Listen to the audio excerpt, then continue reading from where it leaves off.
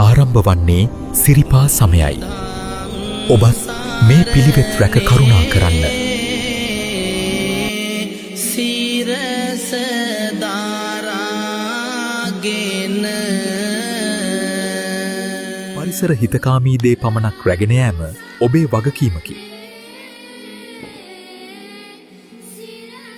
ඔබ යන සෑම විටම ප්ලාස්ටික් පොලිතින් භාවිතයෙන් ඉවත් වන්න. කිසි විටක අපද්‍රව්‍ය වලින් මාර්ගය දෙපස අපිරිසිදු කරන්න එපා.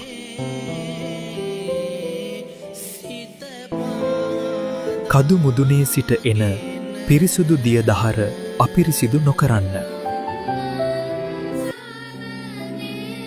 ඔබ අවට පරිසරයට හානි නොකරන සැදැහැවතෙක් වෙන්න. ඔබ විසින් රැගෙන යන සියල්ල ඔබ නැවත ගෙන එන්න.